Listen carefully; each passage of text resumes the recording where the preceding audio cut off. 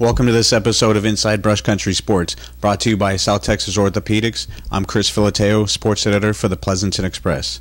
Well, with less than a month remaining in the football season, two Atascosa County teams continue to vie for playoff appearances. The Eagles shut out longtime rival Poteet 41-0 on the road last week. The Eagles rushed for 240 yards while nearly passing for 100 in the victory. Pleasanton improved to 7-1 overall and are 1-1 in District 28 3A play. The Aggies fell to 1-7 overall and are 0-2 in district competition. In Jourdanton, the Indians were led by quarterback Chase Harrison in a 28-23 comeback victory over Goliad. With 15 seconds left in the game, Harrison snapped the ball, swept right, and leaped toward the pylon. The Tribe's quarterback scored the game-winning touchdown to lift Jourdanton to 7-1 overall and 4-0 in District 15 2A competition. In Charlotte, the Trojans rested during their bye last week and prepared to square off with District 16 1A Division II foe La Pryor Friday. In this episode, we will listen to player interviews after last week's games, along with insight from every coach heading into Friday. Let's hear what Pleasanton's Tyler Popham had to say about the Eagles' win over Poteet. I'm here with Tyler Popham, strong safety of the Pleasanton Eagles. What are your thoughts on the game tonight after getting 2 interceptions? Well, we started out strong on defense and offense, scoring on the first play. We just came out, wanted to take care of business. As soon as we came out here, we knew they were going to step up their game just because it was us. What was the effort leading up to this game? Well, we knew it was Poteet, and we knew that this is their biggest game of the year. We have bigger goals, but we want to take care of business tonight. How important was this game while trying to make the playoffs? Well, you at least got to win one, so we got the first one down, so we just got to keep moving on, try to win 2 more in a row at least. First, we will break down Pleasanton's last home game of the season against San Antonio Sam Houston Friday. Then, I sat down with Pleasanton head coach Tab Dumont to talk about the Hurricanes' attack. The Eagles got back into the win column after shutting out rival Poteet 41-0 last week on the road. Pleasanton improved to 7-1 overall and picked up its first district win. This week, the Eagles host San Antonio Sam Houston for their last home game of the year, which will coincide with Parents' Night. Sam Houston lost to Somerset 32-20 last week and is 1-7 overall on the year. Last season, the Eagles crushed Sam Houston 35-0. Here at Pleasanton High School with head coach Tab Dumont. How you doing today, Coach? Doing good, Chris. Well, you're going into your last home game of the season facing the Sam Houston Hurricanes. What's their offensive formation, Coach? Offensively, they'll spread it out a little bit. They'll get in the I formation, run the basic I plays. So they stay pretty basic. It's just they've got a lot of good athletes, and they can score on any given play. Spread it out a lot. Yes. How do they line up defensively? Defensively, we've seen them in a split defense with 4 down linemen and 4 linebackers. We've also seen them in a 4-3. So they're pretty multiple on defense as well. Well, everybody was a little surprised perhaps that they scored 20 points on Somerset last week. Now, is this kind of going to be a trap game for y'all going into Somerset next week? I don't know as much if it's a trap game. I think Sam Houston has a very good team. The record does not show it, but they played Somerset very well. And I think Somerset has a very, very fine team. So I think it's a tribute to Coach Green over there as coaching his kids. He had them ready to play. And I think they've gotten better each week. They just haven't been able to get the W's. So I don't know if it's a trap game, but it's going to be a good football game. Good deal. Now, going into the last home game of the season, how do you think it's important for the seniors, since it will be senior night, for them to kind of win on us? It would be nice to send this group off with that. It is their last regular season home game. It is senior night. It's a great senior class that we have. We have 27 seniors, biggest class I've had here in 16 years as a head coach. So I'm excited about that. It's all good help for us to do that. We're all going to have to play well. Thank you so much for your time. Thank you. Next, the Indians will have a week off for their bye. Afterward, Jourdanton head coach Wayne Johnson discusses his goals for the bye week. The Indians continued their winning streak after a fearless fourth quarter comeback 28-23 home win over Goliad last week.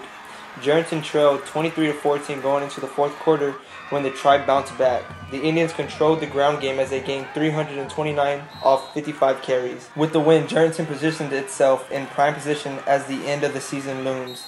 The Tribe sits in first place in District 15 2A with a 4-0 mark. The Indians have a bye this week and will prepare to square off with Luling next. I'm here at Jourdington High School with head coach Wayne Johnson. How you doing today, Coach? Good, Chris. Well, you know, coming off a miraculous victory last week, 28-23 victory over Goliad. 15 seconds left in the game. Chase Harrison sweeps right, dives over the pylon. What was going through your mind at that moment? I hope he gets there. It was pretty dramatic, and there's no doubt about it. And it's one of those deals where our kids just perform great that last 3 minutes of the game. We got the ball on the 20 and methodically took it down the field, and we called a sprint out just in case he couldn't get to the pylon. We could run out of bounds because we didn't have any timeouts left. So if he could get out of bounds, then we could kick a field goal and still win it. So, but he got there, so it happened. That's what's important, though, that he got there. Now, you know, I know you're not one for winning streaks. I bring it up a lot, and you always say it's not a factor. Well, going off of that, with 2 games left, and you still have this winning momentum going into your bye week, facing Luling the following week, how important do you think that is part of the game plan here? Well, you know, we were kind of happy to have the bye at this point. We got 2 big games with Luling and Marion coming up, you know, and we do have some little nagging stuff, and it's given us a chance this week to kind of back off the kids and you know, give them a chance to recuperate a little bit. And what's going to be your biggest goal going into this bye? Well, and that is to get them well, you know, but we've been working, getting ready for Luling. We've already, you know, got some of the game plan in for next week, so it's going good. All right. Well, thank you so much for your time, Coach. Next, I stopped with Poteet quarterback Patrick Estrada after the Aggies suffered a shutout to rival Pleasanton. Poteet quarterback Patrick Estrada, what are your thoughts? Well, you know, we just got to keep our head up on a tough loss like this, and we just got to bounce back against the run and do what we can to get a W. Now, what do you think were some contributing factors as far as y'all losing tonight? Well, we just got to pick up the slack on defense, and we got to pick up the slack on offense as well. We'll come together as a team, and we'll pick it up. Now, you all were successful in moving the chains tonight. What are you going to try and improve on that going into next week? I guess we're just going to try to stay composed in the pocket and just deliver our passes better and just get our run game right. Now we analyze Poteet's road game against Lavernia on Friday. Then Aggie head coach Hank Willis tells me how he will prepare his team before the game. The Aggies were shut out by Pleasanton 41-0 at home last week. Poteet dropped to 1-7 overall and 0-2 in district play after the loss. This week, the Aggies traveled to Lavernia to square off with the Bears. Last season, the Bears defeated Poteet 37-20. Kickoff for Friday's game is set for 7:30 p.m. Chris Filateo here in Poteet High School with head coach Hank Willis. How you doing this morning, Coach? Doing good. Well, let's go in and talk a little bit about Lavernia. You'll have your game with the district contest against Lavernia this Friday, and it's the week before your bye week. Now, what is it going to take to pick up a win this week? Well, we're going to have to play hard and fight in all 3 phases of the game. We need to just keep correcting some of the things that we're doing wrong and finish out strong, you know, still in the playoff hunt. So we're going to come out firing and get after it this week. How much will you focus on your special teams performance, because that's where Derek Santos seems to be standing out the most? Well, you know, we focus on everything. You know, we're trying to get better. We're really young. We've got several freshmen playing up. We've got several sophomores playing up. So we just want to focus on everything and get better, you know, and we feel like we got a real good chance to get into the playoffs. So we're just trying to get a little bit better each and every day. Great. Thanks for your time, Coach. Finally, the Trojans head into La Pryor for a district matchup, and Charlotte head coach Jerry Dominguez talks about his team's chance on Friday night. Charlotte is 2-5 overall and 0-1 in district after falling to Bruni 35-6 in its last game. La Pryor lost to Bruni 28-22 last week and is 4-4 overall and 1-1 in district. Last season, the Trojans lost to the Bulldogs 15-6. Here at Charlotte High School with head coach Jerry Dominguez. How you doing today, Coach? Good. Well, you're coming off your bye last week. Now, did you accomplish everything you'd like? Yeah, we did. We went back to the basics, you know, nothing but fundamentals. Both sides of the football, you know, cleaned up some stuff on special teams, and basically try to keep it real light, you know, keep the mood light. You know, after coming off a loss, I didn't want to keep it all gloom and doom, and, you know, just work their, you know, tail into the ground. I want to keep it positive, keep the practice up tempo short, you know, and just harp on the positives that have happened so far to our football team this year. And get some players healthy. Yes, sir. Well, now you have La Pryor coming up this week. What's their offensive formation? They're ground and pound. They're 3 yards in a cloud of dust. They have a big tailback. and he's a bruiser. He'll run between A and A, B, C gaps. They have a guy that's pretty quick. We played him last year.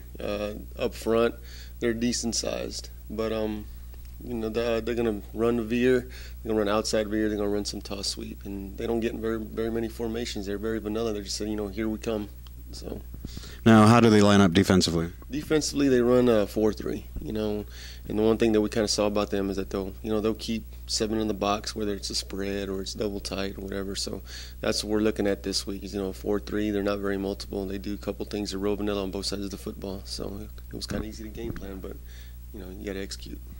Well, this point last year, you were winless. You're coming in this game at 2-5. Well, last year you picked up your 2 games in district. How important are these last 3 games to pick up a couple of those wins to make another playoff appearance? Well, they're extremely important. That's what I told my kids. Stay focused, and I'm still preaching W4DT.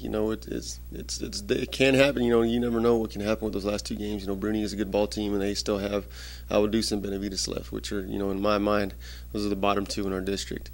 But I keep preaching to the kids, keep on working for it, and what our goal is to reel off 3 straight. This next game is very winnable. I think we have overall team speed-wise, we're faster. And then, just take it from there and get it rolling downhill. So that way, I told them, I said 5-5 and 3-1 in district is very, very achievable. So that's what we're working for. And our kids, they're buying in and they're working, day by day. Great. Well, good luck on Friday, Coach.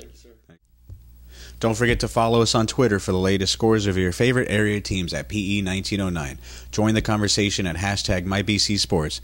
Well, that's it for this week's episode of Inside Brush Country Sports. We want to thank the Pleasanton Athletic Training staff for their time, and also like to thank you for watching at home or wherever you may be. We also want to extend our gratitude to South Texas Orthopedics. Signing off, I'm Chris Filateo. Head out there and enjoy your Friday night lights.